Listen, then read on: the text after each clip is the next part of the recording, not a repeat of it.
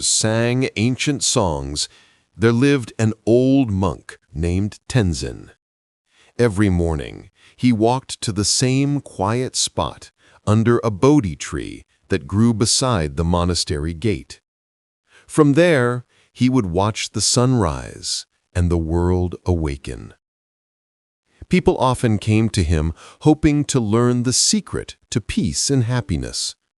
But Tenzin never gave long sermons. Instead, he told stories, simple ones that touched the heart like sunlight on a cold day. One morning, as the mist began to clear, a young traveler arrived. His clothes were dusty, and his eyes looked restless. He had been searching for peace, wandering from village to village, but peace always seemed to slip away, like water through his fingers. The monk saw him, smiled gently, and invited him to sit. And then, in a calm and gentle voice, Tenzin began to tell a story. He spoke of a man who once lived beside a great river. Every day, the man would stare at the flowing water, wishing he could cross it and reach the forest on the other side, where he believed peace and happiness waited for him. For years, he built boats from reeds, only to see them break apart.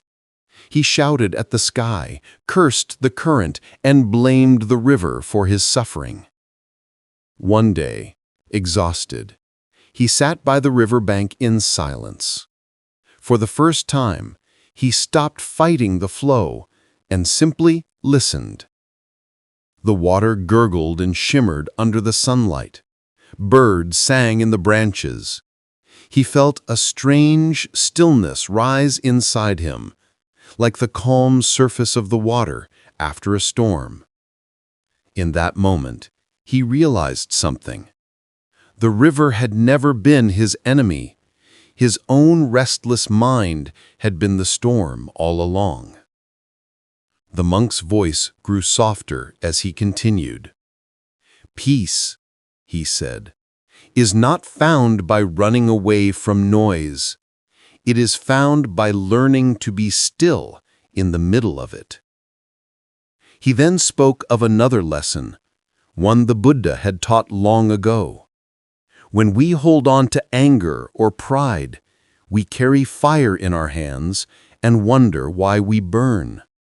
Forgiveness, he explained, is not something we give to others to make them feel better.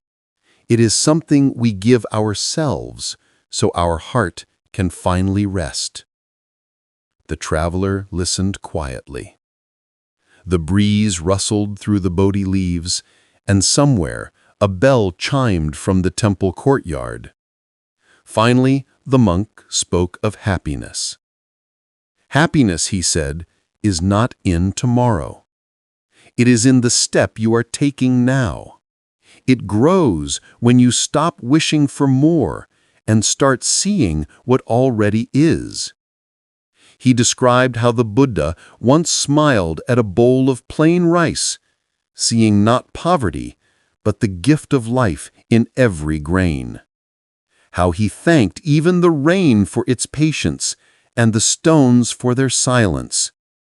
He said, when you start to see with gratitude, the whole world becomes your teacher.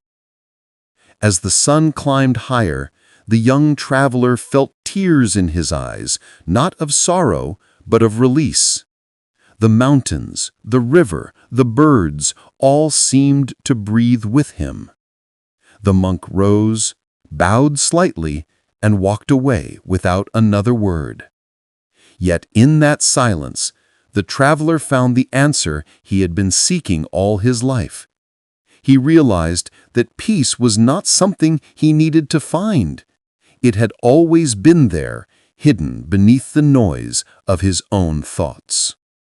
And as he walked down the mountain path, the air felt lighter, the earth warmer, and his heart finally still.